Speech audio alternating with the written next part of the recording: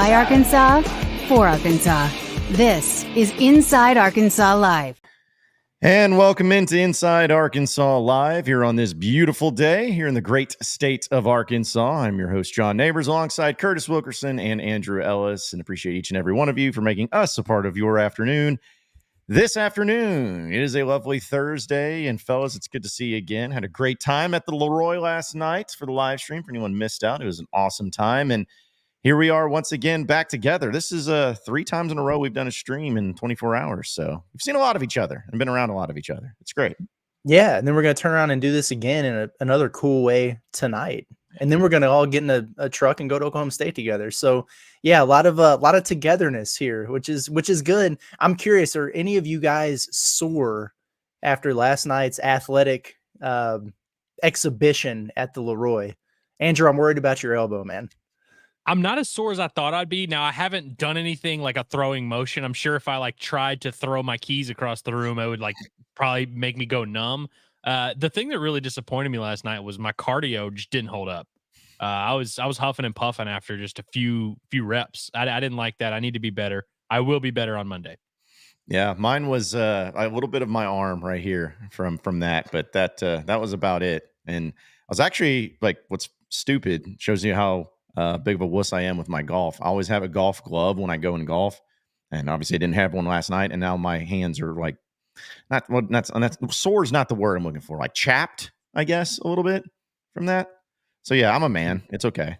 I feel like my hamstring's about to rip off. It attaches to the back of your butt. I feel like it's about to pull right off, and but it wasn't the one I was kicking with. So I think the zombie dodgeball got me. Yeah. We are pure athletes. We are pure athletes around here doing it. But no, I mean, I knew I was going to be a little sore, but hey, it was a great time. It was a great time. To Stripe, you see, he's like, God, you guys sound old. Yeah, well, we're getting up there in years. We're not as good as we once was, whatever the Toby Keith song goes. But still, it's a great time at the Leroy. Really appreciate them. We're going to be back again next Monday night at 6 p.m. So come hang out then if you missed out last night. So a lot of things to get to today. As we know, Arkansas and Oklahoma State keeps revving up. And guys, I kind of know that this is a big deal of a game for many reasons here in Arkansas, but even in the realm of ESPN SEC Network, because I saw the SEC Network is interviewing Taylon Green and they interviewed Taylon Green. They also had Josh Braun with Jaquindon Jackson together. So, not to say that Arkansas doesn't ever get any love. They don't, maybe compared to other places. But when you start having those types of interviews and those types of things, it kind of shows that, hey, in the grand scheme of things, even in the SEC, this is a pretty big deal and a pretty big game. Yeah, no doubt about it. This is going to be a lot of fun. And if you look at the college football schedule, I'm pretty sure that Texas at Michigan game is also 11 a.m. or it's like the Fox Big Noon kickoff or whatever. Yep. But I don't think that's going to be a competitive game in the second half. I don't know. I really got a feeling Texas is going to roll those dudes.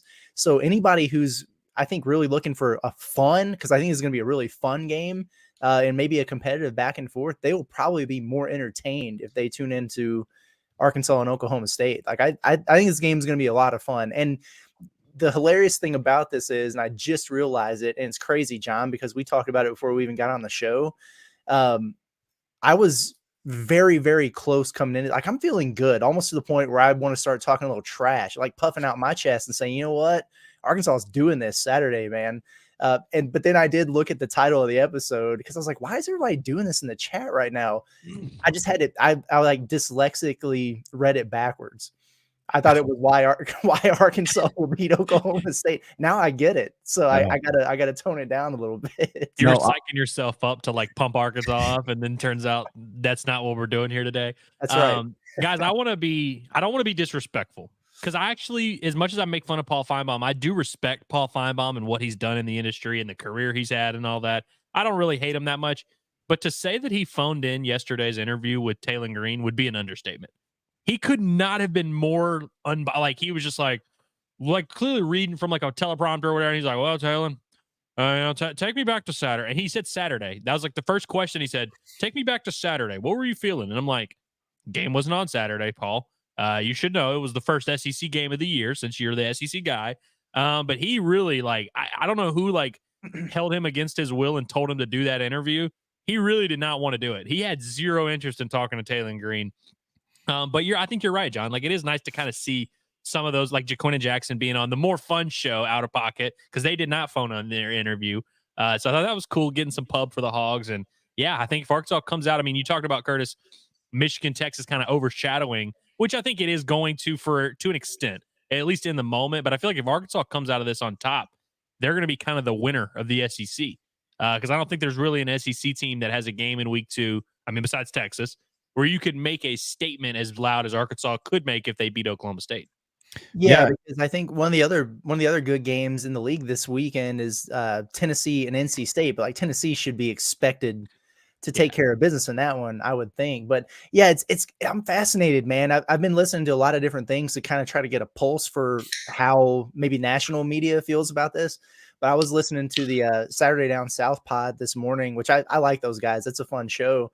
And they were talking about this game, and both of those guys, you want to talk about a glaze of Taylor Green. I mean, they were just talking about, like, this dude, he just glides, man. It's incredible. He went from the right sideline to the left sideline. It was unbelievable. He's so laid back, and he can handle Bobby Petrino's criticism. They get along great. This might be the perfect dynamic. And I was like, man, they're really, really hyping Arkansas. And then one of the guys was like, but at the end of the day, I think it's just going to be too much Ollie Gordon, 45-24 Oklahoma State. And I was like, what? Is the craziest thing, man. Yeah. That's like the ultimate, like, showing respect to your opponent so no one can accuse you of being homers, but then also still playing to your audience and being like, no, but we're still going to win. Like, Right. It was a perfect setup for that.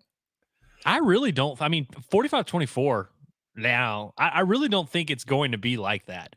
I'm still kind of on the fence. I've changed my mind 5 or 6 times this week on whether or not I actually think Arkansas is going to win. But I think we're looking at a close game here, kind of no matter what, frankly. I'd be very disappointed if Arkansas didn't at least cover. Little trivia question for you guys. Ooh.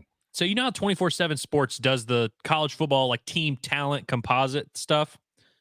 Where do y'all think the Arkansas Razorbacks rank? Based on how they usually finish in the recruiting cycles, I'd say. Now, they do take into account transfers. Okay. 26th. That's exactly where they're at. Really? Literally exactly where they're at. They are the number 26 talent team. Now, where do you think Oklahoma State ranks, Curtis? They take. If you get this right, then you officially just saw it. Okay, you're cheating. well, I do not think that they will be as high as Arkansas, and that's me with my SEC bias. I'm going to say 34th. 53, Curtis. No way. 53. Now, obviously, there's a lot of experience on Oklahoma State's side, which matters a lot.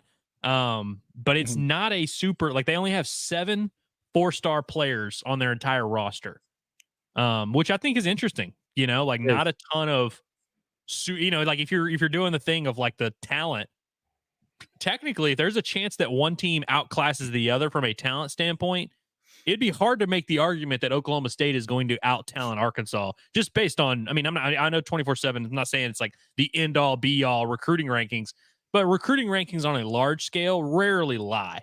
Like, everyone always complains. Everyone says stars don't matter until the season ends and all the top 5 most talented teams are the top 5 teams in the country. So, yeah, I just thought it was interesting that the discrepancy was that large. I wouldn't have expected it to be that big. I would have thought Arkansas, I would have probably guessed around what you did, Curtis. But, yeah, 53 for Oklahoma State in team talent.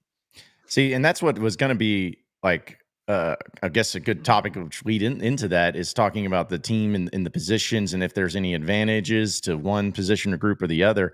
But it is wild to think about Oklahoma State being the higher ranked team, Oklahoma State being the favorite. Of course, some of that goes into being at home. But seeing the talent, it's like, okay, so then why are they the favorite? If it's about talent or whatever, is it come down to coaching? Like, I think we can all agree, and it's not an insult necessarily, but it's like Mike Gundy is a better coach than Sam Pittman. It just the resume speaks for itself, and he's had a lot of success.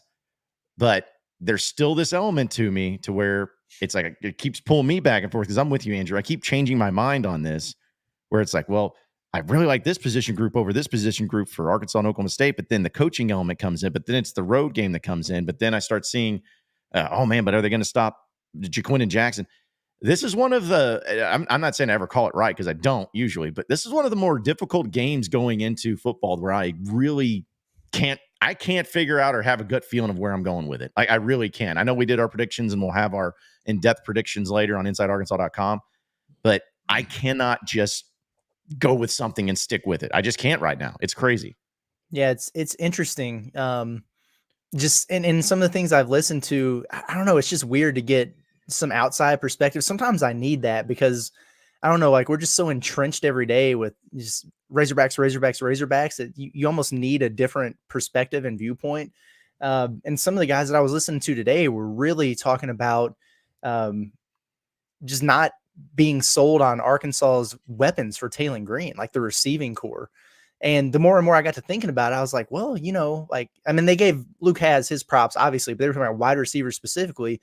And like outside of Andrew Armstrong it's really, if you look at it on paper from the outside, you're like, well, I mean, I don't know. They got a lot of dudes who didn't do anything coming back. And I don't know. So that kind of threw me off. But then it seems to me like they might be underrating Arkansas's receivers, while simultaneously saying, well, everybody talks about Ollie Gordon, but they sleep on Oklahoma State's receivers. They got, and then list off a bunch of names I've never heard of. So it's just, it's weird, man. It's a tough one to get a handle on, but apparently Oklahoma State's secondary stinks.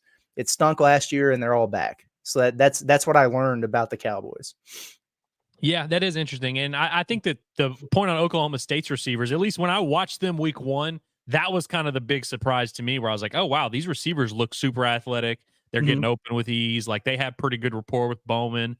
But yeah, when we were talking about Andrew Armstrong yesterday and like whether or not he's going to play and how we feel about that, if you look at just the career numbers of what each receiver at Arkansas has done, I think Luke Has would be the second most productive because he had like 300 something yards or something last year. But I think we all agree that Luke Has is not like a go-to guy in the SEC.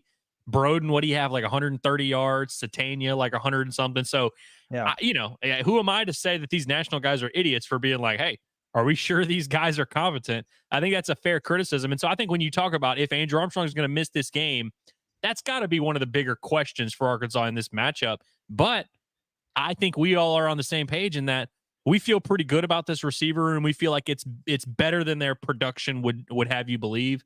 And we're not super sold on that Oklahoma State secondary. I think that could be one of the bigger stories in the game. Ultimately, guys, I know I'm not breaking any news here. It's going to come down to Taylon Green, man. He's kind of been the story of the week nationally. He's getting a lot of love, a lot of pub. He's getting more love nationally than he's getting from like us and even some of the fans who are really like trying to bench him. I mean, Clint Sterner's saying you should take him out back like old Yeller.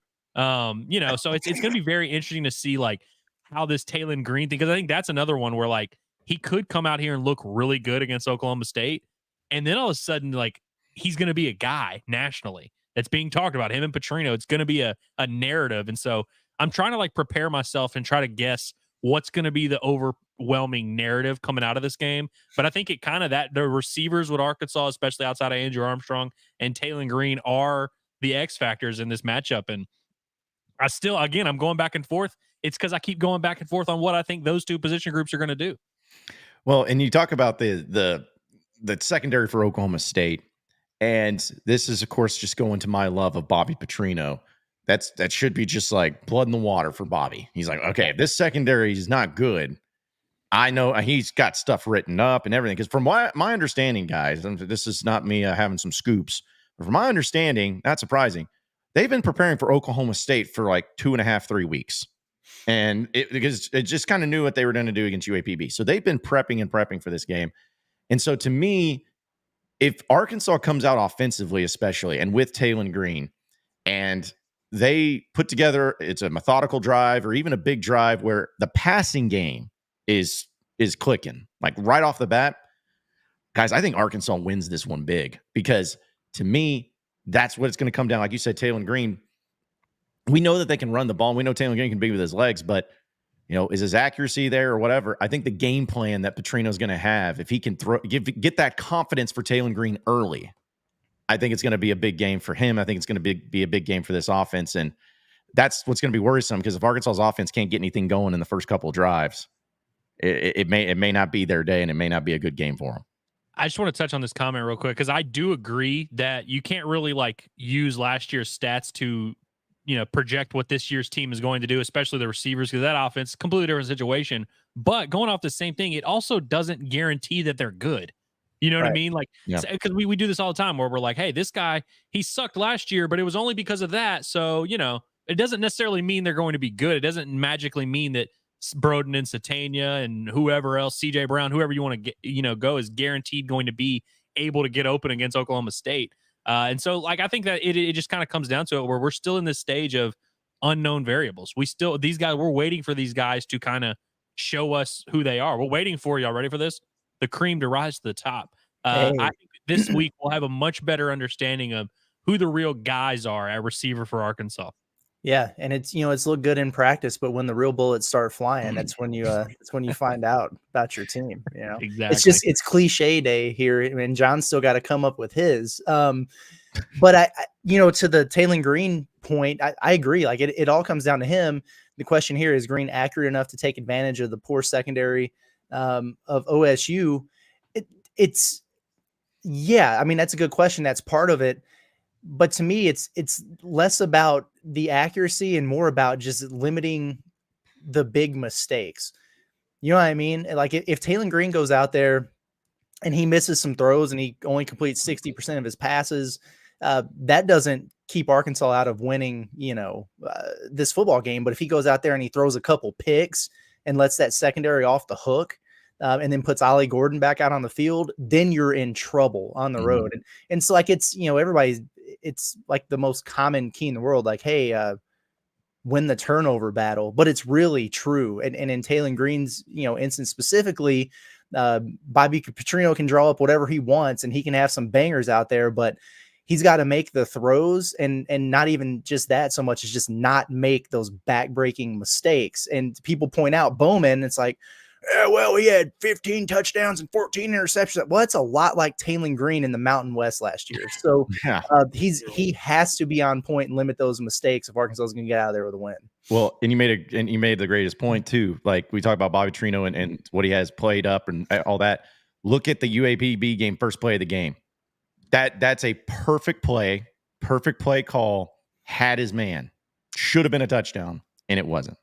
And I'm telling you right now, like, if they have a perfect play set up for their offense and it's something similar where he's got a man, whoever it is downfield, all he's got to do is hit him in stride and it's a 80-yard touchdown or whatever, and he misses it again, maybe gets picked, it's going to be bad. It's going to be bad news. It's going to be bad news for him too. So, dude, chat's bringing it today. We got some good questions. Yeah, this is really good. Yeah, we're bringing it today. Yeah, which is good too, because we sometimes just mail it in. We're mailing it on a Thursday. Let's let you guys create the content in the chat, and then we'll come up with it. But I will want to get into the chat here in just a second. But I did want to play this and shout out to, I believe, Andrew. I think it's Andrew that put up this video from way back when on our social media on Inside Arkansas.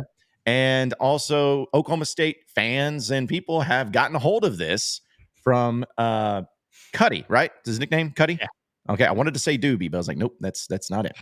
So definitely Cuddy. Marquise Robinson for the Razorbacks. How long ago is this? Like 2 weeks before the season, I think. Yeah, it was like I think maybe 10 days before the opener or something like that. All right. Well, he kind of called the shot here talking about Oklahoma State. If you had a chance to talk to some of the other players on the team about playing Oklahoma State, because I mean, you guys did that last year and they're feeling pretty good over there. Yes, sir. Oh, I was telling them all meetings early. I was like, hey, they line up in there, this finna come. So we looking at film. I'm like, I told you they finna do that right now. So all the players, and one thing I like about the DB group here, everybody a listening ear and everybody got their own characteristics. So that really stand out to me here for sure. I feel like when we go back this time, it's gonna be a domination. When you got here and you saw they were on the schedule, what was your initial reaction? I say, oh, this 2 years in a row. Say, let's do it then. I gotta go back in there. So let's go. Domination, fellas. Domination. To be fair, he was on a team that dominated Oklahoma State last year. Was it 33-7? It's like, he did it with South Alabama. I'm sure in his mind, he's confident as hell. He's like, I got a better team going in here. Yeah, I'm about to bust these boys up again. Man, I love this. I love it. I love that Oklahoma State fans found it.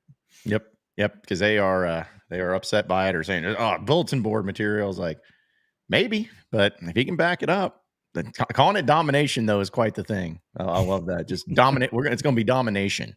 Not we're going to dominate them. It's going to be domination. So I like the confidence that he has. What was he? Because it's South Alabama, right? Is the team he was on? Okay, yeah, just making sure that took care of that. So. Again, we need more trash. We had UAPB last week. Now we got Marquise Robinson. We need if Arkansas wins. Somebody at UAB like Trent Dilfer needs to say something crazy, and then we can talk about that next week. We need Colin Clay and AJ Green to start just like voicing their opinions and really saying some crazy stuff. That's what we need. Yeah, AJ Green will do it, I guess, on the sidelines in his street clothes because I don't think he's going to play. But yeah, he'll have to do something there. Let's get to the chat. Hey, shout out to Dylan for the sponsored comment. We always appreciate the sponsored comments. Harry says tomorrow it'll be why Arkansas beats Oklahoma State. Buddy, So, I thought that's what it was today. So you might be right. yeah. Shout out to Dylan who has consumed John Neighbors content for the last decade because this is I mean, and I don't say this as a knock. Like John has done a good job of doing this over the years of he gives you the why everything is going to go well and why it could go wrong so that you're not surprised either way. It's crazy that after all this time, John, people still aren't picking up. You're telling me the people don't listen and like pay attention and People listen not to the named full Dylan. context of everything we do? Right. Come on. And some people are always like, oh, it's a clickbait title. You know what? Like we do this every day, every single day. Like we got to get creative with the titles, man. Yeah. Not only that, but like Andrew said, that the reason I started doing stuff like this in my career is because I got sick and tired of if I just talked about positive stuff and they'd come back and be like, "Oh, you're just a homer. You get going out there and talking about the Hogs winning every dadgum game." It's like, no, I talked about what would happen if they lost too. So you can't blame me for that. Trying to cover the bases. Dalton says, "I see John's ready dressed for a funeral. Stillwater on Saturday." I'm dressed because my water isn't working. I couldn't shower and I hate wearing hats. So leave me alone. All right. So, there's a lot of great questions in here. So There really are. You guys are doing a great job so far. Just to give you a shout out there.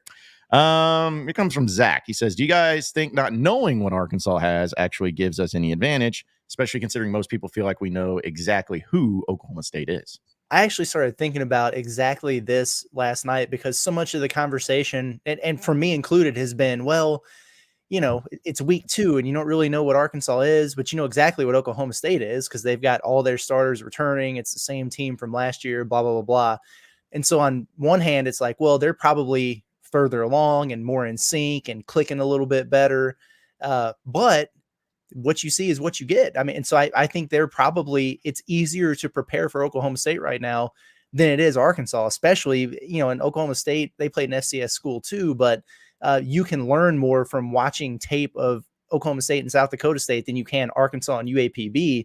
I don't know that anybody has a really good idea of what the hell Arkansas is yet. And so there might be a little bit to that. I think you might be onto something. Well, we were just talking about all these receivers at Arkansas who don't have a ton of production throughout their careers. Like there's not a ton of Isaiah Satania film to sift through. There's not a ton of Tyrone Broden stuff to look at. There's definitely no CJ Brown, which, by the way, I brought up CJ Brown's name like 4 times this week. He's catching his first career touchdown in a huge spot this weekend. There we go. He should have caught his first career touchdown last week, but his quarterback missed him. But even going off of that, even Taylon Green, who, kind of made waves this week, there's still not a ton of film of him, especially in a Bobby Petrino offense. Now, you can look at what he did at Boise State and all that, and I'm sure they will. But I do think that when we're taking variables here, I do think this favors Arkansas, if ever so slightly. I'm not saying it's going to be like a huge deal. They're going to know exactly what plays they're running and all that. But I mean, there's a lot more continuity on the Oklahoma State side, which could, be favoring them in week 2, especially at home. But I also think it gives Arkansas a much better idea of kind of what they're up against. And I don't think there's any misconceptions. Like Arkansas knows they're in for a tough game. They know they're going into a hostile environment. They know they've got an older team against them. I'm not 100% sure that Oklahoma State knows what they're up against. And I'm not saying that like, oh, Arkansas is going to smack it, but they genuinely don't know because we don't know. Yeah. And also too, I wish I could, there's all these video clips I remember in history that I need to just have on like file ready to go. Cause one of the things that I'll never forget, this was during the time when Bobby Petrino was head coach at Arkansas. And it wasn't SEC Media Days, but it was something they were doing like a wash or whatever at ESPN with all the SEC coaches. And they did two, it almost feels like it was Noah's Ark, 2 by 2. They had 2 coaches that would join the panel up there. And they happened to have Nick Saban and Bobby Petrino together. And one thing that they were talking about and going up against each other and whatever, Nick Saban said, and I quote, Coach Petrino is the most difficult offensive coach that he's ever had to prepare against. And now that was in 2011 or whatever. So obviously Saban's coached against a lot of other offenses and everything too. But that always stuck with me because I'm like, man, if that's true, then going up even against good coaches and going up with a great game plan, it's simply about execution. But Oklahoma State, Mike Gundy, they haven't played Arkansas. They haven't played Bobby Petrino. Maybe that is an advantage. And also going back to the whole, don't know what they have. Maybe they can shock them a little bit, surprise them a little bit in the opening. But I mean, that could go the other way too, where the established team at home could dominate. I mean, that's what's so crazy about this situation. You remember Saban had that binder, and like Yep. it was not. This wasn't even meant to be a thing that people noticed, but like in his office, he had like binders for every team, and you could tell which one it said 2011 Arkansas offense, and it was like a binder this thick, full of just stuff. And it's like I don't think he was just saying that wasn't just coach speak because he was sitting next to him. I remember those games being interesting, and to Saban's credit, he found a way to stop those offenses. Yes, he did. Even the 2010. I know we're reminiscing, but the 2010 Ronnie Wingo wheel route play that everyone always references. I remember after the game in the press conference, Saban was asked about that, and he's like, "We thought we had a great game plan," but he even admitted he's like, "I got out coached that drive. I wasn't ready for it." And I was like, "Jeez." I was like, Arkansas didn't win, so I wasn't happy, but that did make me feel a little bit good, inside. Do you remember the fake field goal to Blake Kern for the touchdown? Oh yeah, when Saban was just pissed, and Sam Pittman had that huge smile on his face. That's my favorite Sam Pittman moment. You were just talking about being outcoached on a drive, and just like one for the Gipper there for Pittman. That was awesome. And Andrew, you kind of had a bold prediction there. You called your shot with CJ Brown. I'm gonna go Shoffrey Brown for touchdown Razorbacks this weekend. Battle of the Browns, eh? Battle of the Browns, buddy. That sounds almost problematic. Yeah, it does. Yeah. Could be. Also, let's see. Megan just comes in with like, if we win the toss again this week, do you take the ball first on the road? Yes. Nah, you always defer. Like you always defer to the second half. No. Mathematically speaking, the nerds have figured this out. You want the ball to start the second half. Who was I'm having a massive brain fart right now. Who was we want the ball and we're going to score? Matt Hasselbeck. Thank you. Okay. Yeah. I'll do that. Yeah. And then throws a pick six like first play. Yes. Remember Jason Brown in Last Chance U, and he's like, I won the toss. I took the ball. F him. Yep. Run it down their throat. Well, I love that clip. I love that. I used to watch it all the time. He'd walk in the locker room. He'd be like, "You mother effers better be ready to play." got him off. Yeah, that was. I remember love that. It was like he got him. He could get you fired up. It's like that's all he ever said though. Was just like that same thing over and over again. But the only reason I say take the ball is because I feel like Petrino always, when he wins the toss, he takes the ball first. Always. He does a lot. I just feel like it's such a gut punch if you take the ball and don't score. And then you don't, then you don't get the ball at the second half. And like, there's a way to, if you time it right, because I know there's numbers on this of like, if you score before half and then get the ball to start the second half and score, it's like 95% or something crazy like that. Like you pretty much win every time. Obviously you got to score, but I think deferring to the second half is the way to go. Also, Seth comes in here and says, KJ Jefferson wouldn't pass to a variety. I don't know if that was bad decision-making, bad O-line. Maybe Talon changes that year and give more players the ball. I mean, I think that it's possible because that's what they're trying to do. But at the same time, I mean, I would think say one. Well, go ahead, Curtis. No, you go ahead. You're probably going to say what I was going to say. Go ahead. Well, the first year that KJ was a starter, he had a guy named Traylon Burks at receiver. Are we going to really shame him for force feeding that guy the ball? And frankly, that year, I remember him spreading it around to Tyson Morris. So it's like, I think that probably is how it is. And also, if you look at Kendall Briles' offense historically, he always has one receiver running back that like has crazy stats. Like his offenses are built to get the best guys the ball. So I think that was part of it. 2023 or 2022, he split it pretty good. Like Hazelwood and Landers were the top 2 guys by far, Yep. and they each had really solid seasons. And then you kind of saw the distribution. Like Keytron Jackson had about 300, 400. Like they spread it around pretty good that year. 2023, I think, is just a complete crapshoot because it was a broken offense from the start. But Yeah, I don't know. I don't know if that's necessarily like a huge thing. But I mean, if last week's any indication, Taylor's going to spread it around a good bit. When you have no protection and the biggest indictment on your receiving room is that they can't get open and can't get separation, you throw it to the guy who can. And that's why he kept feeding it to Armstrong last year and Washington when those guys were healthy. Yeah. Yeah. And well, because also too, I remember, was it like Davion Warren was even guy that was getting passes, KJ Jefferson's first year. So You remember, like early in that season, Davion Warren, it was like he's gonna get 1,000 yards, man. He was going nuts, and then it just kind of. I think it was Mississippi State game on the road, the first one they won. I think he had like a huge game in that one. Easy, man. Yeah. Yeah. So, a little throwback to a name that's been a long time since we've heard from it. But, yeah, that would be. What's that? Davion Warren, is he still on staff? Because he was on staff for a minute. Wasn't he where did we see him? Was it spring practice we saw him out there? Or? I mean, definitely like last year, like last football season, he was still like in the running backs room. I feel like he's still around, but I'm not 100% sure. He was coaching running backs, but maybe he went with Jimmy Smith. Goodness, we've got a Warren Thompson reference in this. I forgot Warren that name. Passes from KJ Jefferson, so it's like he wasn't afraid to spread it around. Yeah, he was number 84, right? And like I remember he had longer hair, and he had a few, like it was against Bahama, I think, on the road. He had a big touchdown catch. He had some moments. That was KB's boy. Yeah, he's also one of the ones that would throw wide receiver passes and never completed one. So, yeah, they wouldn't let him go see his son on the bye week, even though they let Rocket go see his son on the bye week. That was what caused his undoing. Was that really what happened? I'm like 80% sure. He quit the team. Allegedly, I remember that. Yeah, I remember that. And everybody was like kind of shaming him for it because he's had a checkered past, but I think he was really upset that they wouldn't let him go see his son, who lives in Florida, during the bye week. And it was tough because Rocket had a son that lived in Florida during the bye week that he went and saw. Yeah, that if that was the case, that is kind of weird. Like why that happened, but also shout out to another sponsored comment of JT Hazelwood. Yeah, appreciate you, JT. Said sad I didn't get to buy y'all any beers last night. LFG boys, each of y'all pick each pick ATD of player, and I'll parlay it. I believe that's anytime touchdown we're working at. Yep. Yeah. Okay, we'll get 3 Arkansas touchdowns this week. Yeah. Okay. Who are the guys we're going? So Curtis, are you going Coffre? Is that? Well, no, not if you're going to go CJ. Like we can't for a parlay. Then right. No, we got to mix it up a little bit.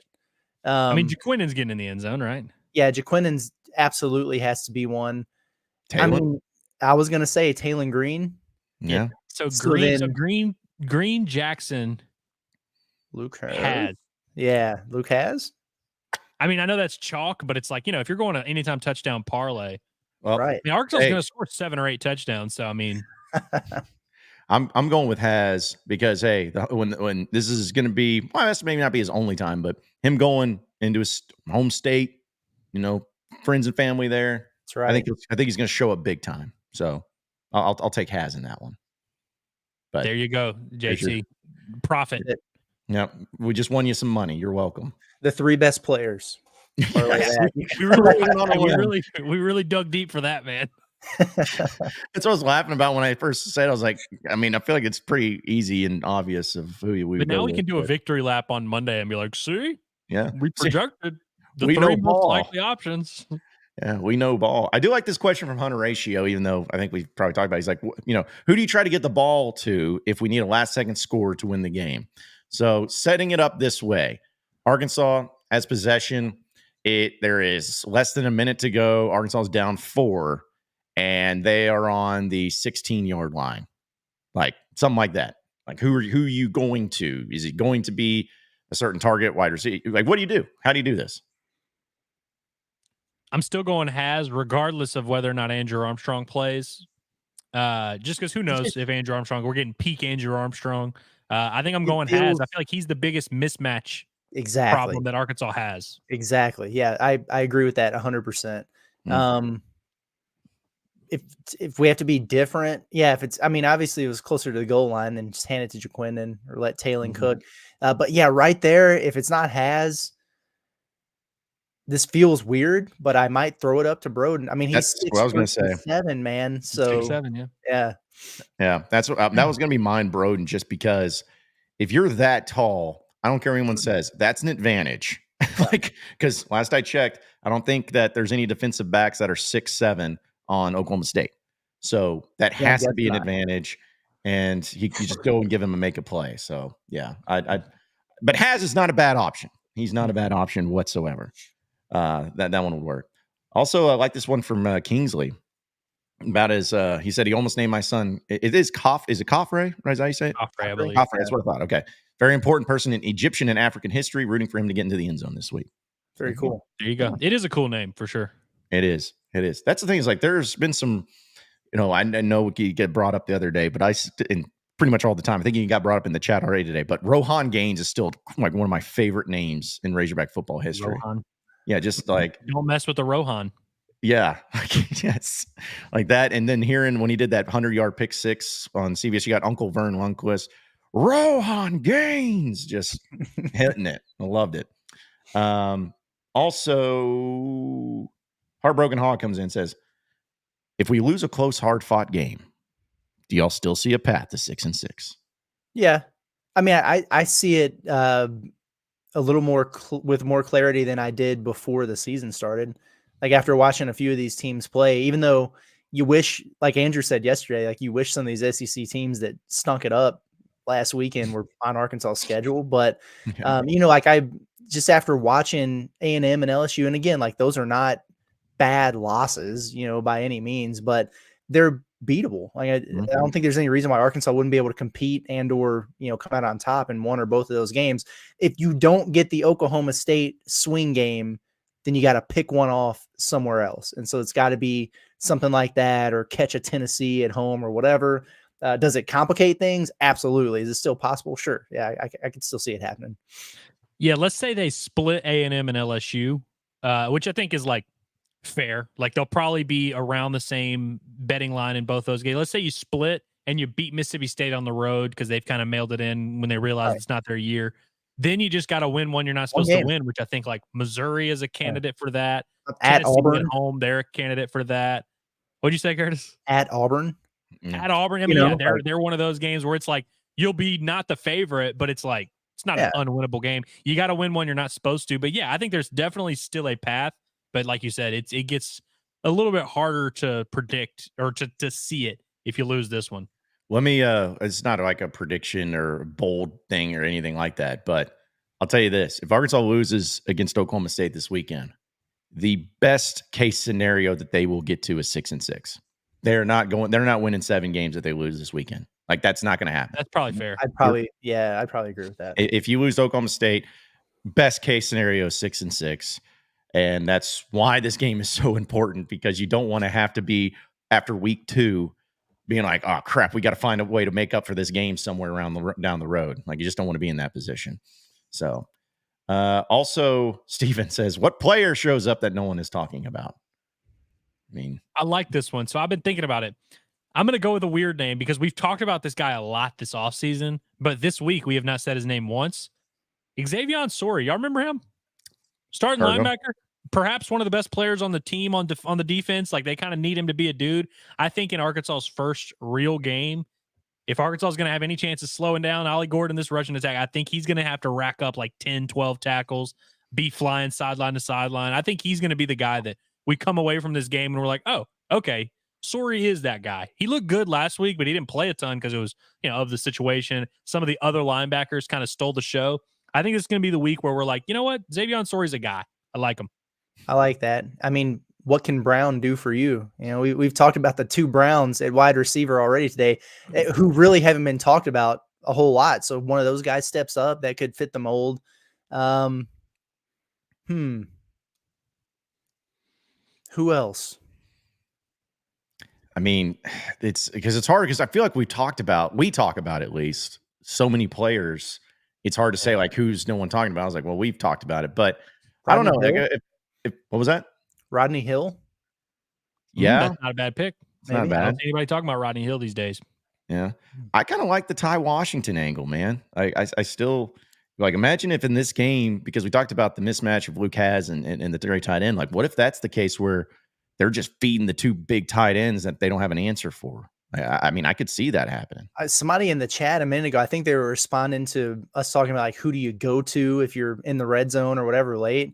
Somebody said Ty Washington. I thought about it for a second. It was like the Alonzo Mourning meme, where it's like, like pretty much every catch he makes is a touchdown. So it's true. And it seems like his best games are always the ones away from Fayetteville too. So Right. or at least the ones he's productive in. I think Devin Bale's going to cook this weekend, frankly.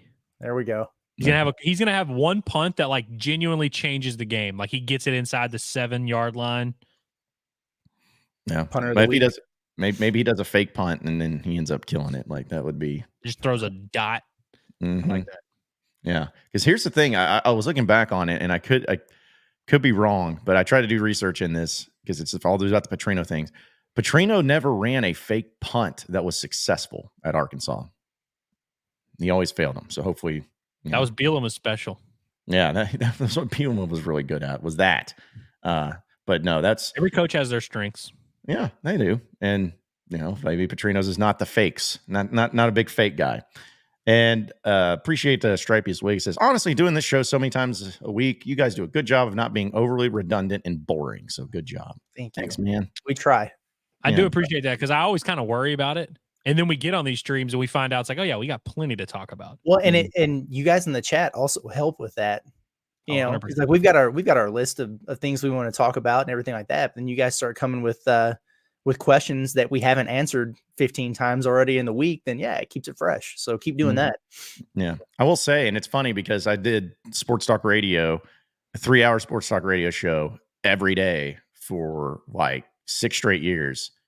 And I always felt like if I don't run out of content on that, then hopefully this thing should be pretty easy, like for what comparatively speaking. But then again, we can talk about all these different things because we'll discuss stuff other than Arkansas at times. But obviously, this is the biggest deal right now is Arkansas. Okay, I got distracted for like a minute there because I was getting these notifications on Twitter, and I was like, did Arkansas basketball just get a commit? I was like, what the hell is going on?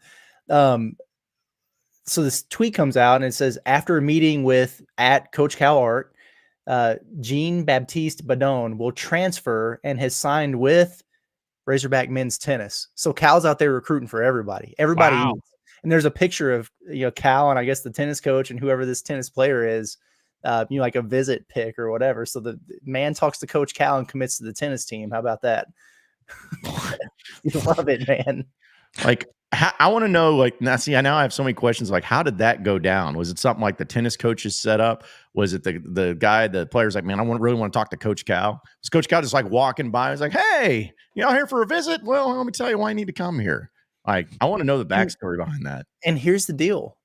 If looking at more of this tweet, it says the former 5-star recruit won the ITA Cup Super Bowl and played in the ITA Fall Nationals. So Cal gets 5 stars.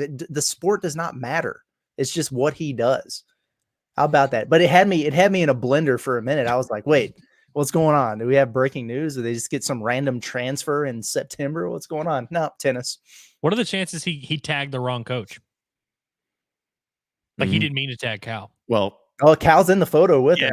Yeah. Oh, never. Well, I mean, hey, that's impressive. That really is. Dude, what would have been the best thing ever is if he committed to Arkansas over Kentucky tennis.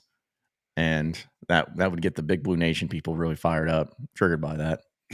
I love that, dude. That's awesome. Like, that's the type of stuff that I was hoping like Cal would do. Because you always heard about him doing it for Kentucky and stuff and football and all that. But that's a pretty cool thing. I love that. Cool. Another thing, too, that was going to question, I was going to be looking at. Oh, Gil's over here saying, will Talon be waving at the Cowboys cheerleaders? There's Jaquindon Jackson that did that, so I'm sure he will. I bet he will. He'll have something up his sleeve. Yeah.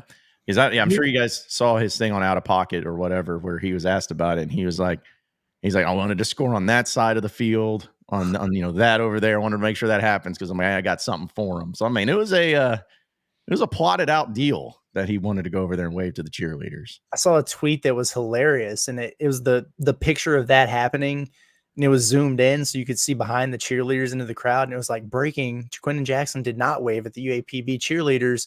He was waving at Colonel Sanders, who was in attendance for the game, and it looked just like Colonel Sanders. People were funny, man. As well, I haven't seen that meme, so I guess I need to check that one out. But yeah, I don't know, that's funny because that was something that like it was probably such a small thing to him, but it became a big deal to where people, because I think even Alyssa Lane's like, people sliding your DMs, what's going on? He was like, no, he's like, man, he wasn't like that, man. He's just me waving, just me having fun with it too. So, but again, confidence exudes from that dude and what he does. That's right. I love how people are like, Sam Pittman headed to Oklahoma State, tomorrow's title. Yeah, doubtful. I lost the comment, but I saw someone say they were like, even if Arkansas gets crushed, people are going to be singing Sam Pittman's praises. I can assure you with 1,000% certainty, if Arkansas gets crushed, nobody is going to be singing Sam Pittman's praises. No. Like, why do y'all say stuff like this? As excited as people are right now, like almost irrationally so after that UAPB game, a lot of folks are just waiting for something bad to happen so they can start piling on Sam again. So well, we just went through a 4-8 season where everyone was dragging Sam through the mud every week, even us included, to where it's like, was anybody singing Sam's praises last year? I didn't hear it. And I covered the team very extensively. I didn't find anybody singing his praises. Like, where did this narrative come from that we're going to be singing Sam's praises if they get hammered? What? Yeah, I didn't, up, bro. Yeah, I don't even understand that because I know that there's people that have always kind of done stuff like that. But Pittman in this, maybe I'm just not reading the right stuff or listening to the right shows or something. I've not heard anybody just be like, yeah, no, 4-8's good. You guys are haters. Yeah, like just stop being haters on that. I don't see that at all. But no one's listen. I think Pittman, and everybody knows what Pittman's up against. Like they do. Like even when we talked with Bobby Bones earlier this week, he was like, "Is this game kind of defining of Sam Pittman's future at Arkansas?" I mean, it's that type of level of feel that it's important, and he has to do it. He has to get it done. And we talked about this game and how if they lose, like best case scenario 6-6, and I don't know if 6-6 is enough really to be happy or excited or to make it work. I just don't see that happening. I've got good news to report though. Ron Brown says he saw Sam Pittman at Wild Horse Barbecue near Salisaw. He seems in good spirits. So good. The weight of the pressure is not getting to him. Good deal. Yeah, because Pittman's from Oklahoma, right? Grove. Oh, yeah. Grove. That's right. So yeah, everything's fine there. Everything's fine. And Hunter says, even if we win, they won't be singing Sam's praises. It'll be all about Petrino, which that's more of an accurate portrayal. Although we tried to give Sam, we were like, hey, if Arkansas is good this year, y'all got to give Sam some credit. Mm-hmm. But yeah, I definitely think there's going to be a lot of Petrino love if Arkansas looks good offensively. I love Sam's comments about Petrino after that game in Little Rock the other day, where he was like, the legend continues to grow. Good for him. Yeah. He's cool with it. He's leaning into it. I love it. He genuinely meant it. You could tell, but like if you took that in a certain context, you could see how he'd be like, oh man, it's all about him, huh? Yeah, good for him kind of deal. So if you just read the words, it's like, oh, that's interesting. But the way he said it, you're like, all right.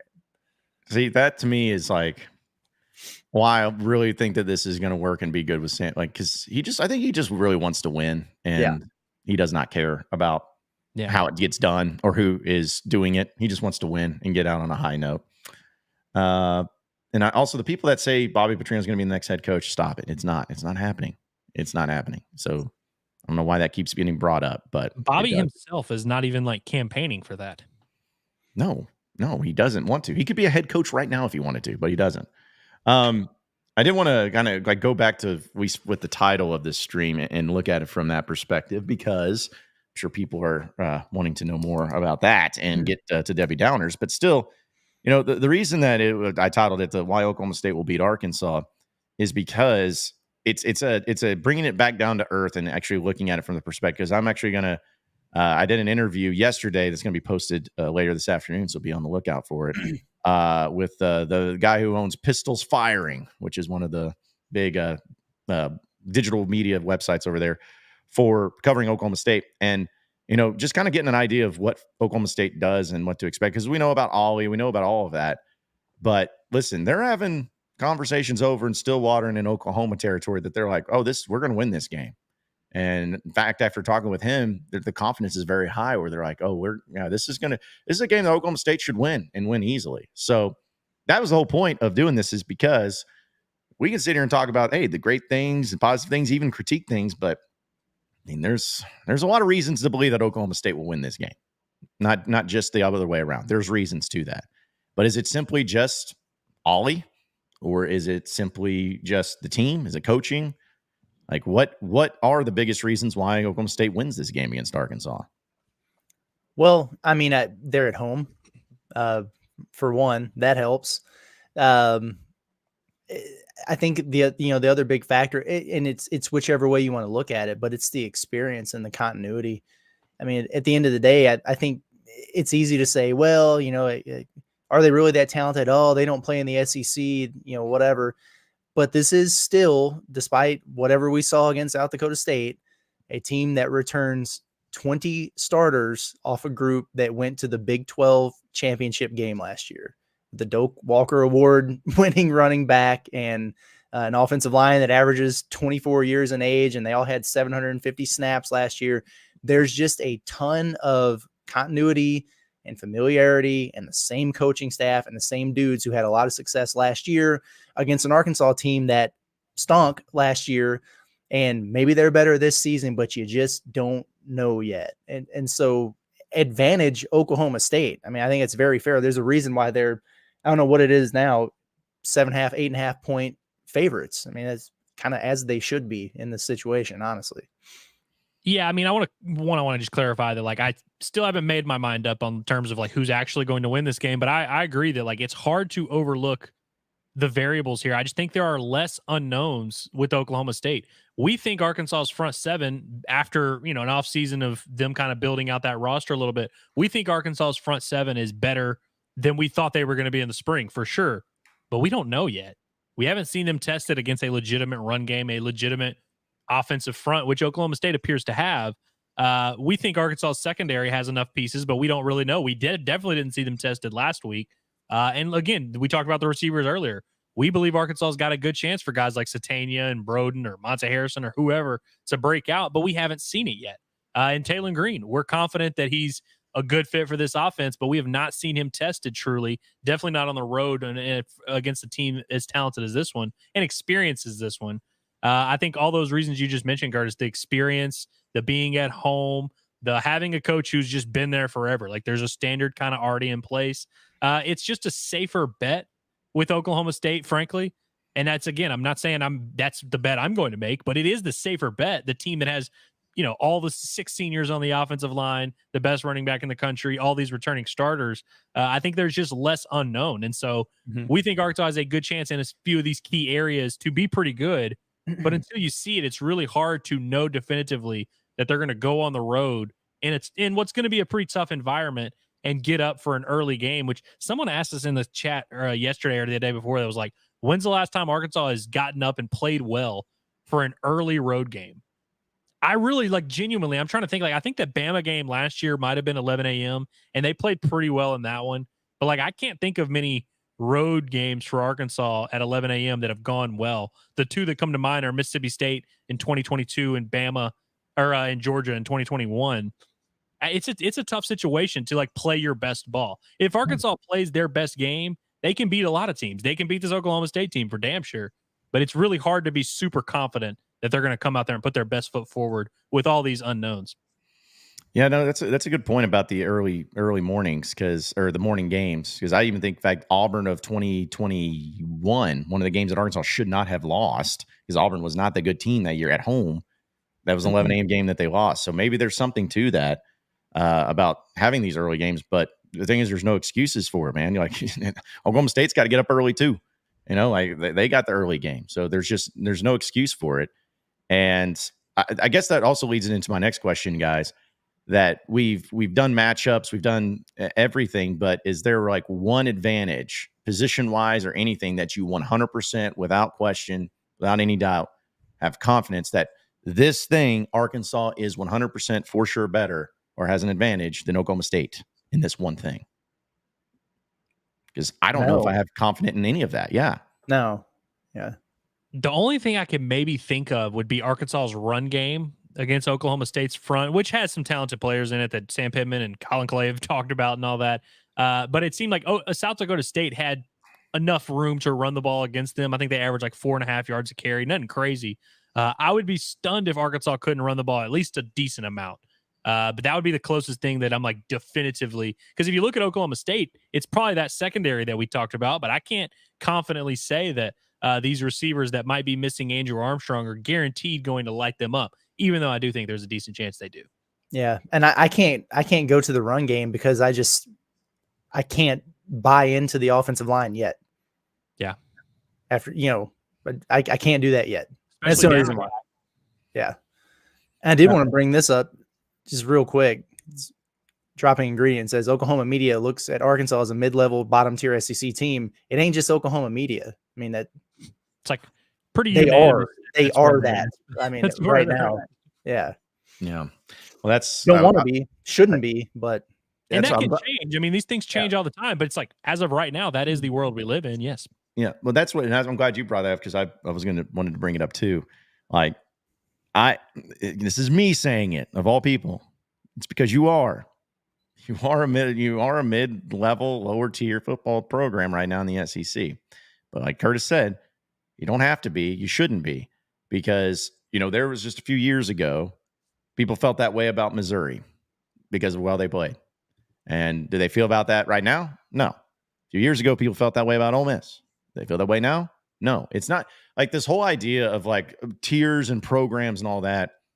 To think that it's just set in stone and it's never going to move is stupid. Now, if you want to look at it in the grand scheme of like, yes, LSU, Georgia, Bama, Texas, yes, those are programs that are always going to be higher more often than not because of the circumstances. But when you're talking about a program itself, like it changes because even in the Bobby Petrino years, Arkansas in most of those years, or at least the two of those years, they were the third best SEC team in the conference both years, roughly. But nobody was like, you're bottom level tier. It just is ever an evolution thing. But right now, yeah, you are a bottom level mid-tier SEC program until proven otherwise. So, no, I don't know why people think differently. It's like, I guess it's like the thing of like Michael Jordan. It's like you just got to find things to take personally and then like just make something out of nothing. Yeah, you don't have to accept it. You don't have to like it, but it's true. Yeah, exactly. It's like you just got to deal with it. Well, like, look, if Arkansas, if it changes, we will gladly adjust for that. Like they rattle off. And I think in this era, it can change pretty quickly. I mean, 12 months ago, we would have said Missouri was a below level, like a low level SEC program. I no longer feel that way. If Arkansas goes 11-2, I won't feel that way anymore. Yeah, which the likelihood of that happening is low, to be honest. But still, it's a possibility. It's a possibility that things could change there too. But because even Sam Pittman was also on, by the way, randomly, but Sam Pittman was also on the SEC this morning with Alyssa Lang and Chris Doering. So they're doing everything, man. They're all over in the media side stuff. I guess it's because the Texas-Michigan game's on Fox. That has to be it. Because if that game was on ESPN, like they'd be getting nonstop coverage of it. But ESPN and SEC Network got to take care of their own. Look at this Brady guy, man. This Brady dude. Like Oklahoma State lost to South Alabama last year and struggled against FCS team this year. So what? Like Arkansas lost to Liberty a couple years ago. Did they struggle against an FCS team? They were favored. They were 11-point favorites and they won by 24. No, they didn't struggle. I gave up trying to have this conversation Sunday. I know. I just don't understand why people are still trying to justify why. Like, if you're having to justify the reason you're going to win a game by crapping on or finding ways from the other team to try to say like why they're not good, then that means you're not confident in your team. Like you should be, if you're that confident, it should be like, because we have a better running back or we have a better passing attack. We do this, we do that. If you have to go to the other team and be like, well, I haven't played anybody and they struggle, like, then you're not confident. That's not the way it's supposed to work. Well, look, if y'all were big brain journos like us, you would know that if you hype up the other team, it makes your win on Saturday that you appear to think is coming. That'll give you a little bit more of a boost. So if you're like, hey, Oklahoma State got all these returning starters, top 20, went to the Big 12 championship, then if you beat them, you can really do a victory lap. But if you spend all week being like, no, they suck, and their quarterback is a ninth-year guy that throws a bunch of picks, and the running back's a bum and all that, then if you win, it's like, it kind of takes the wind out of the sails a little bit. Yeah, it's so funny how people still are trying to justify it, but keep going from now. Eureka String says, a month from now, so many people are going to be about to end it all because they put an 8-win expectations on a team they just ignored the last 10 years of Razorback football. I feel that way too. There's probably do that. Fair. Yeah, hate to see it, but it's true. Also, Hayden Short says, in all seriousness, is there any version of a moral victory if we lose? Nope. If so, I really don't think so. If this was, unfortunately, no. If this was on the road against the number one team in the country, second week of the season, and I'm not about moral victories, but I'm just saying, and you lost the game 27-24, it's hard fought, you'd at least still feel okay about the season. It wouldn't be a moral victory, but you'd be like, all right, well, that was tough. But this Oklahoma State team, I know they're ranked and they're good, but they're not unbeatable. They're not world beaters. So you don't get moral victories or feel good about anything if you lose a game to Oklahoma State. You just don't. The spread's sitting at 8, so it's like, even if you cover that spread and you lose by 3, I don't think anybody's going to be necessarily like, oh, hell yeah. I think there's things you can take away. If Arkansas loses a shootout 45-42, you could be like, well, okay, but we found out we got a real quarterback, we got a real offense, all that stuff. But no, it's not going to be a moral victory just because you got to look at the big picture of this season and where this program's at. Especially, in fact, it would almost make it worse if it's a close game, because then it's like, damn, you really had a chance to win and you didn't do it. And then it really kind of becomes a little bit of a reflection from that standpoint. Yeah, I do want to also bring up too, which I know we're talking about betting and whatnot, and I know tomorrow we'll do a lot of previewing and getting into it. But I was curious about a couple of prop plays for you guys from Bet Saracen. See what you think about Arkansas in this game. Dude, I did not like many of these. I'm glad you said that because I didn't either. I didn't either. And so I'm going to see if maybe we can talk ourselves into betting on some of these. This is good. Yeah. So right now, the at plus 135. Arkansas defense passing yardage allowed over 299.5 yards and rushing yards allowed over 174.5 yards. So you're basically talking about the defense getting torched. If Bowman throws for 300, Arkansas loses. 100%. Loses big in my opinion. I would be very disappointed if that happened. Yeah. Especially because then you're adding 175, 180 rushing yards on top of it. Yeah, that's a tough one. What are the odds on that? Plus 135. I'm not taking it though. Even if I hate that it would happen, I'm not taking that bet. Even if I really thought Arkansas's defense stunk. That's a ton. You're talking about pretty much 500 yards of offense. And man, but the thing is, if they throw for over 300 yards, it's Hudson Clark's fault. We all know that. That's just the way it's going to be. So yeah, I'm staying away from that one.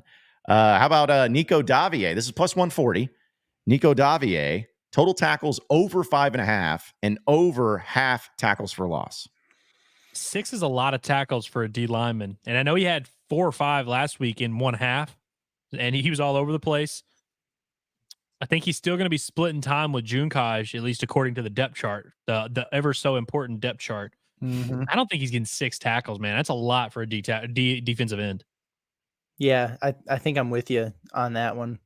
Yeah. If that was the thing for Landon Jackson, which I think it was last week, I might be more apt to go in that route because I think this is a game where he's going to maybe shine a little bit. Jackson could play 45, 50 snaps. Yeah. A good bit of the game on D. Because, they didn't rotate him a ton in that first half. And so, yeah, I think I could see that with Jackson.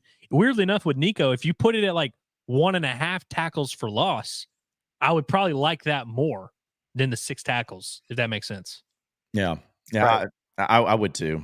Now, this is one that, again, it's really interesting, but this one is plus 150. Jordan Anthony, total receiving yards over 39.5 and over 3.5 total receptions.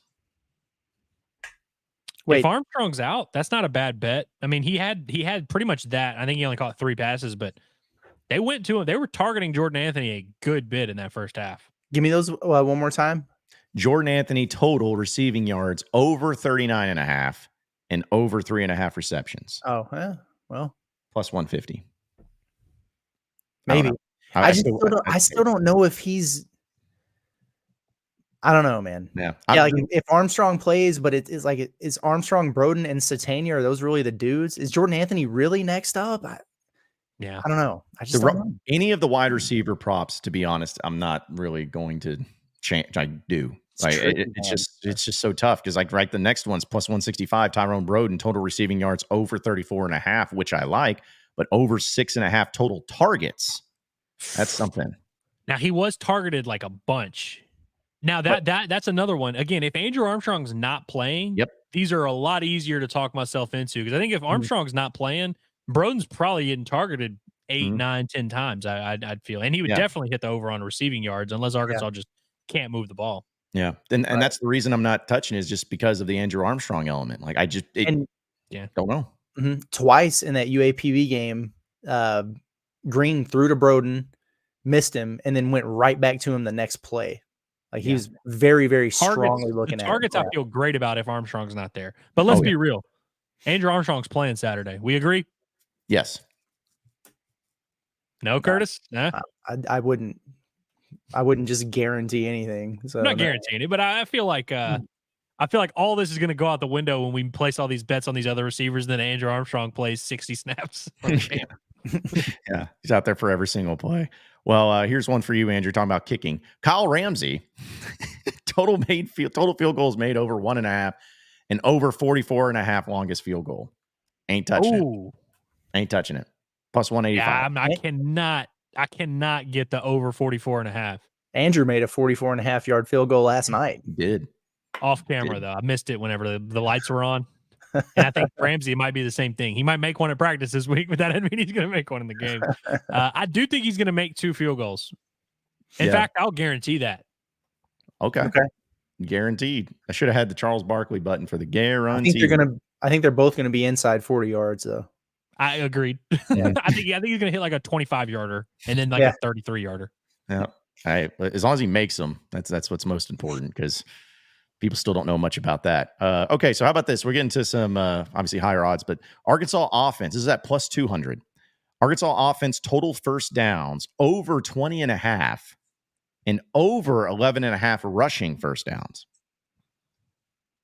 I don't even know what the average is for those. Yeah, I'm trying to think. I'm about to pull up stats from just a random game to get a little bit of context on this. I don't take it. Why not? I see. I'm not taking it because 20 first downs. Is that a lot? I feel like it is. Because if you average 10, 12 possessions a game. Yeah, but that means Georgia Tech, Florida State last week, it was 24-21. And Florida State had 20 first downs to Georgia Tech's 18. So 20 first downs equals about 21 to 24 points.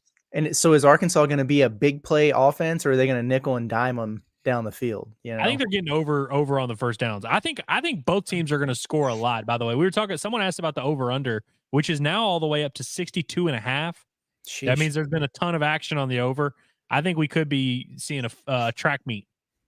Which probably means it's going to end up being like 24-20 because that's how I felt about USC and LSU. I'm like, oh man, this is going to be a high scoring affair. Yeah. But I don't think it's going to be huge, 70-yard touchdowns. Like I do think it's just going to be like 12, 15, 11, 12. I think it's going to be a lot of just picking people apart. Okay, so how about some of these, like, I don't know. We won't go through all of them because some of them are just kind of like, who knows? But speaking of Rodney Hill, though, this is at plus 200. Rodney Hill, total yards rushing over 24.5 and over a half total rushing touchdown. Rushing touchdown? Yeah. Not passing, rushing. Nope. See, read it to me one more time, John. I'm sorry. It's total yards rushing over 24.5 and over a half total rushing touchdown for Rodney Hill. I don't think he's getting a touchdown, frankly. I don't either. If he does, he's going to catch it. Yeah. I feel like anything near the goal line is going to Jackson or Russell, or I'd be surprised if that's Rodney Hill. So he would almost have to kind of break one. Yeah, I see. I'm not touching that. That was the one that threw me off. If it was just a touchdown in general, I'd probably take it. But me too. not doing that. Okay, here we go. This one's for you, Andrew, too. Devin Bale. We got a Devin Bale prop, so we're good to go here. Devin Bale, total punts over 5.5 and over 54.5 longest punt at plus 210.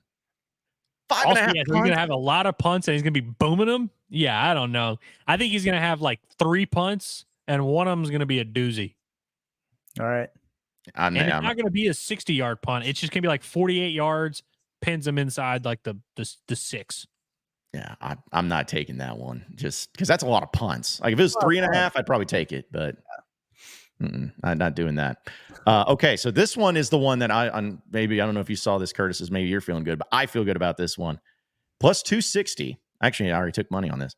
Luke has total receiving yards over 49.5 and over 4.5 total receptions. Yeah, I saw that one too. That's the one. Yeah, that is the one.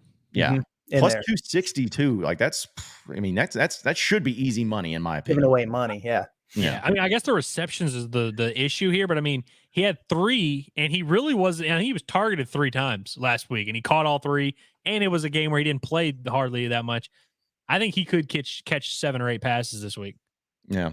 I'm gonna. Yeah, I think that one's an easy one. Which again, that's the first one I feel pretty confident. Where I'm like, all right, yeah, I like that. Which is so crazy because it's like such high odds. That's what throws me off. I'm like, I feel like that one should have been plus 135. But hey, that's why I don't work for Saracen and why I don't put these together because they know a lot more about it than me.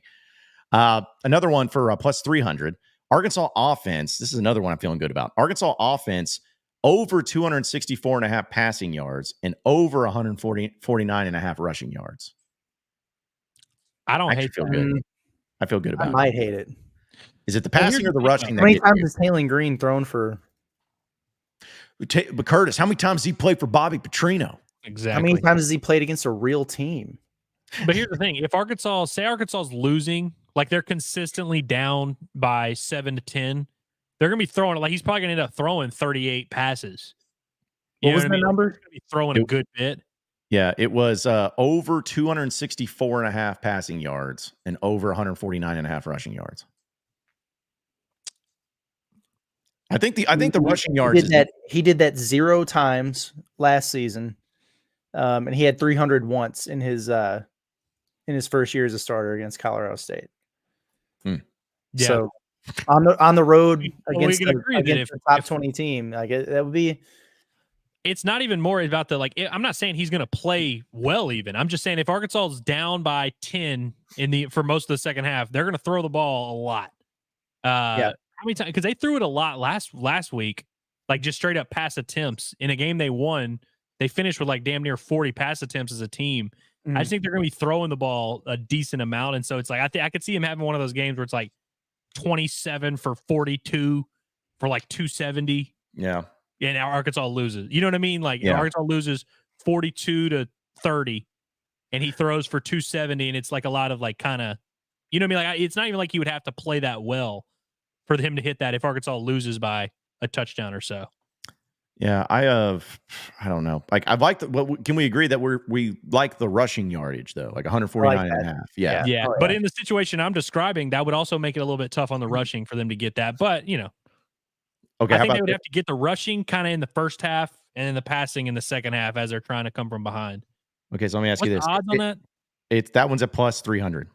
I like it at plus 300 actually. Yeah. I think that's like fair. Yeah. I'll say this, but if Arkansas does do that, they do get over and over on that, I think they're winning. Like if they 400 yards of total offense. Am I doing the math right? I think it's a little like it's like 264, 140 something. Yeah, it's a little over 400. That would probably should get the job done. Unless they're just like missing field goals and not getting in the end zone. I think that's kind of important. But unless they give up 500 yards of offense. True. Yeah, which could happen. I don't like this from Tesla plus 300. Total receiving yards over 54.5 and over a half receiving touchdown. I ain't touching that. 54.5. Yeah, I'm not touching that one. How about this one? It's interesting. Plus 350. Braylon Russell total rushing over 29.5 yards and over a half rushing touchdown. I'm going to say no on this one simply because I'm like Curtis, and I'm not buying that R-Dub is the fourth running back. I think Dubinion and Jackson are going to get 75 to 80% of the carries. I think so too. And I think Rodney Hill's going to get thrown. I think I'm not saying Braylon Russell's not going to play or anything, but I don't think he's going to, like, 30 yards is like, that's a legitimate, unless you just rip a big one. Like, he would need probably 6-7 carries to get that. And I don't think he's going to get 6 or 7 carries. Mm-hmm. Yeah. Thing is, I don't know. I'd probably take it because I could see him like with maybe if Arkansas gets within the 5-yard line a few times, maybe feed him. I don't know. Like, I think it's more likely he gets the touchdown and not the yardage, frankly. Yeah. No, that's a good point. That's like 4 carries for 15 yards and 2 touchdowns. Like something stupid like that. Well, I know how Curtis is going to feel about this one because we kind of just talked about it. But Taylon Green's plus 400. Because again, you got to remember this, folks. Like the higher the odds, it's usually a little less believable, but that's why they're higher odds. The Taylon Green total yards passing over 249.5, and total yards rushing over 55.5. Yeah, plus 400. Plus 400. Yeah, I mean, that's not a bad plus 400 bet. I probably will throw some coin on that, honestly. Again, it's not even as much about like, oh, I think Taylon Green's about to come out there and just be lighting the show up. I just think it's going to be that type of game where both offenses are going back and forth, scoring on each other. It's going to be 45-38 type of thing. And, you can't win a shootout with a knife. No, you can't. I don't know that I did put money on that one, so I'm glad you guys said that because that's plus 400 too. It's like, yeah. Sure. Okay, this one I don't know if I like it or not, but plus 3. This is plus 450. Arkansas's defense total tackles for loss over 4.5 and over 3.5 total sacks. Ooh, the sacks 3.5. If it was 2.5, maybe. The thing is, Bowman gets it out pretty quick. He gets he gets skittish when there's pressure in the pocket. Like sometimes he'll just kind of scramble for no reason. So he gets a little uncomfortable back there. He doesn't feel pressure well, but he gets it out so fast. Like it would be hard, I think, to sack him 4 times. Yeah, if Arkansas sacks Bowman 4 times, I feel very confident that they're gonna win the game. Frankly, yeah. And I do think they're gonna bring some pressure. And I agree with what you're saying, Curtis. He gets a little weird, but I think there's a good chance he throws it away or maybe throws a pick more so than gets sacked 4 times. The tackles for loss, I actually love. One, because Oklahoma State got tackled behind the line of scrimmage. I don't know the number, but a decent amount. Like last week, they got some plays blown up. And I do think Arkansas is going to be trying to like shoot the gap and blow up some handoffs and try and just flood guys to Ollie Gordon a little bit. So I think Arkansas is going to have 4 or 5 tackles for loss, but 4 sacks is a lot. I don't know. Yeah, I'm not taking it, but I do like the odds at least. By the way, Whitty says, dumb question, where are these bets at? Bet Saracen is where these bets are coming from. Okay, now this is the one, guys. I've waited till the very end, or at least the second to last one. I put $50 on this one at plus 650. All right. John. I know. Plus 650. Jaquindon Jackson, total yards rushing over 99.5 and over 1.5 total rushing touchdowns. Saw this one. At plus 650. Dude, 650? Yeah. Oh my God. Okay, look. I know I've been hyping up the offenses on both sides a lot. Again, if you think this is going to be a shootout, then you got to invest in some of this. And I thought you were going to say like plus 200. I really did. I really did think you were going to say that. Plus 650? 650. That's why I'm like, as soon as I saw that, I'm like, dude, I'm $50. I'm doing it right now. I'm about to deposit.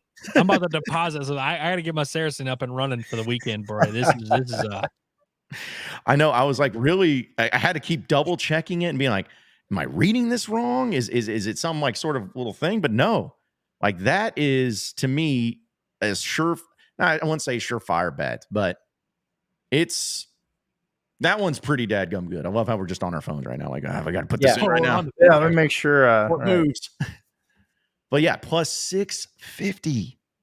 I could not believe it.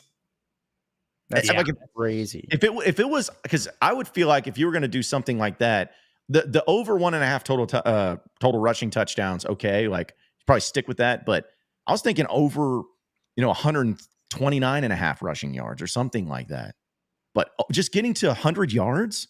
You know what would happen in this scenario, John? Jaquinnon would run for like 170 yards and one only touchdown. one touchdown because Braylon Russell would vulture him at the goal line a few times. Be so pissed. Nothing worse than a touchdown sniper, man. I know, especially It was oh man. Oh, it was the Haynes King thing, right? Wasn't we had like for an anytime touchdown and he would get him to the goal line and they bring in the backup like we had no idea that they had a package for the other guy. driving me nuts in week 0, man. Yeah. Yeah.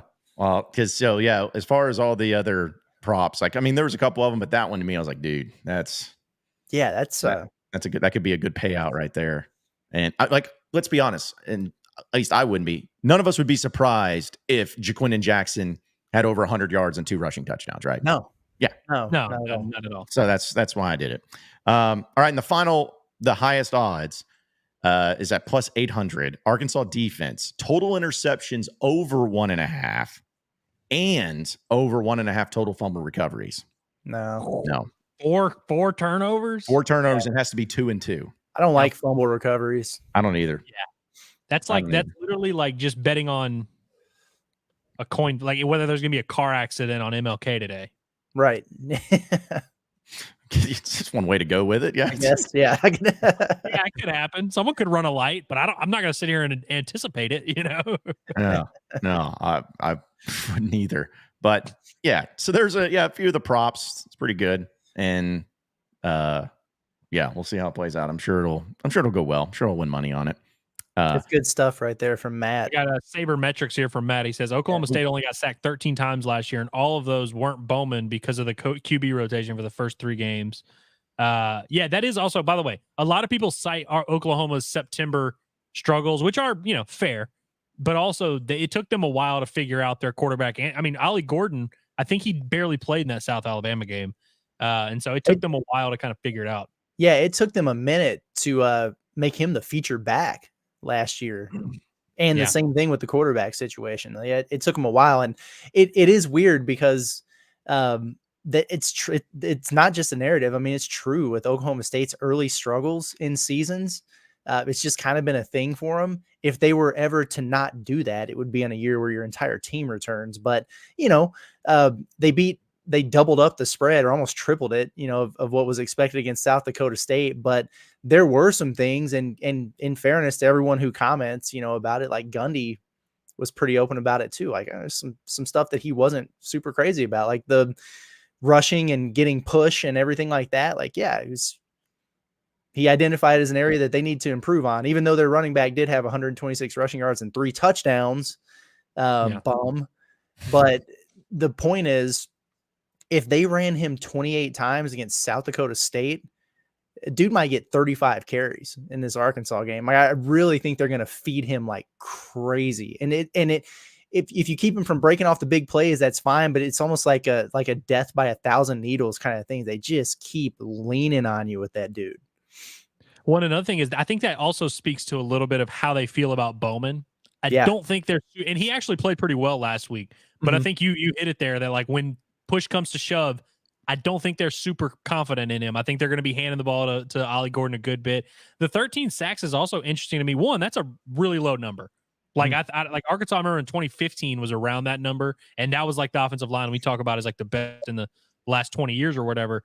But I wonder also how that's going to, like the inverse of that, if Arkansas is able to put pressure, because he's not been in that situation a ton. I think there's a lot of very interesting questions there, but I also think like, I don't know, man. I think that if you look at the yardage from the South Dakota State game, if you're an Arkansas fan who's trying to convince yourself that they suck, the yardage and the fact that they were pretty similar yardage-wise to South Dakota State, total offense and all that, has to make you feel pretty good. Oklahoma State was 8th in the country in fewest sacks allowed last year. They were tied with Georgia. And those are 2 very different offensive lines. Like that's, I do agree. Like it's more of a stylistic thing with Oklahoma State, then they're just really, really good up front. And that's another thing of like, will that be a thing where will Arkansas be able to kind of use that against them where they're not letting him get the ball out quickly? They're just jamming these receivers at the line. Is Arkansas secondary able to do that? Yeah. Because I know a lot of people, you think, oh yeah, just press the receivers and blitz them. But it's like, yeah, you got to be able to cover on the back end. And so that's a big a big test for the Arkansas defense. But if I had to guess, I feel like T. Will is going to have some weird stuff up his sleeve, some weird twists, some weird stunts that are going to try and create some havoc in the backfield. And so we'll see how Bowman responds to it, and if Oklahoma State really trusts him down the stretch. Man, I'm just like, that's what makes this game so fun to talk about, is because there's so many different scenarios that legitimately could happen. Like, I mean, it's going to be, I'm hoping for just a great game, honestly. Like, I mean, obviously it'd be nice if Arkansas won, but I don't want to go over to Stillwater and have to leave early because it sucks, or it's blowout city, or, it's just meh. I want to at least be entertained for that for as long as possible. Let's have a game. I think we will be entertained. I think it's going to be a good game. Frankly, guys, y'all ready for this? I think these are two pretty good football teams. All right. Like, I think everybody's trying to convince themselves that one side sucks or the other doesn't, or maybe I just think these are two pretty good football teams that are fairly evenly matched. So who's going to be the better team at the end of the season then? Oklahoma State, because they don't play nobody. True. I think that's the right answer, frankly.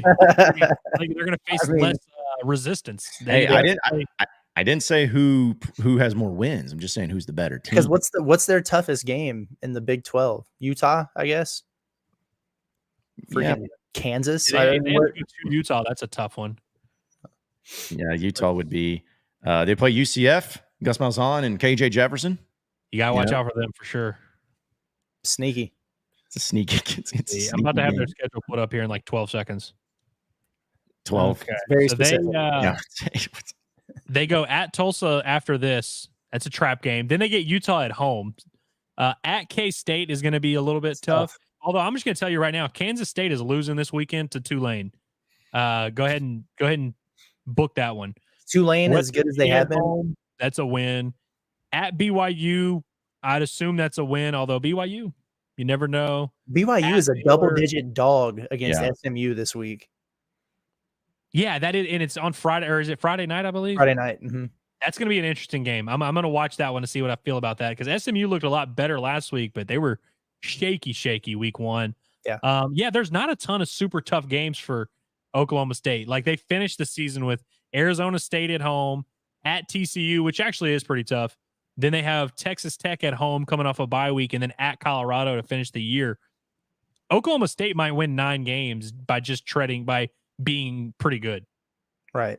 Yeah. Buddy, I didn't even come close to doing that. So I don't know what the hell you're talking about. Oh, no, Curtis did not even come close to doing that. Curtis making comparisons and stuff. You're terrible, Curtis. It's terrible. Leslie, I love how Leslie, I cracked up when Andrew used the car accident analogy. It felt like it was his mom, just being like, Andrew Ellis. That is a horrible analogy. Put the full name in there. Yeah, but you should have put I guess Andrew is my middle name, because that's what the moms do. They say the middle name. John Robert Neighbors. Yep. That's God. Just you saying that makes me feel weird, because that's what I heard all the time as a kid. Getting in trouble. I just, do you think I'm an idiot? Do you think I'm a dumbass and I don't realize the difference between a Big 12 and SEC schedule? Good Lord, man. Relax a little bit. That's what we were saying. We were literally Oklahoma State's not going to be a better team, but they're going to have it's literally what everybody's going to that was the exact answer that would come out of everybody's mouth. They don't play the same schedule. They don't play the SEC schedule. It's true. Mm-hmm. Which is why they will be a better team. We just read it. It's a pretty favorable schedule. Yeah, if you switch schedules, Arkansas wins 10 games, in my opinion. No, they win 10. Realistically, I think Arkansas would be favored in at least 8 of these games. Yeah, I think so too. Yeah. Mm-hmm. Also, Leslie wants Curtis to answer this question. Curtis, how many fans do you think are going to show up for the Razorbacks? 4,000? Is that too many? I'm not good at these. 8? Yeah, I have no idea. Yeah, I'm not good at these. Whatever the allotment is for the Razorback tickets plus some, that'll be how many is there. Because I think there's because again, this is almost historic, because fans have not been able to just take a day trip to a major college football game on the road. I don't know what the allotment is. Like, I know they give a certain amount, like put it back or whatever for the road team. I don't know what that is. There. It comes down to how Arkansas fans handle the third party ticket apps. Are y'all StubHub, guys? Are y'all SeatGeek? Like y'all gotta be hammering that, Hog fans. I'm a game time person. I was gonna say by rule, I'm a game time guy. Yeah, it's game time, bro. But yeah, that's so. Actually, a little fun fact about the ticketing. Apparently, this game is for Razorback Foundation members and all of that for road games. This is the most expensive ticket, more expensive than what Georgia was a couple years ago. More expensive than BYU. This game is the most expensive ticket for a road game for Razorback fans through the foundation. So I thought that was kind of interesting.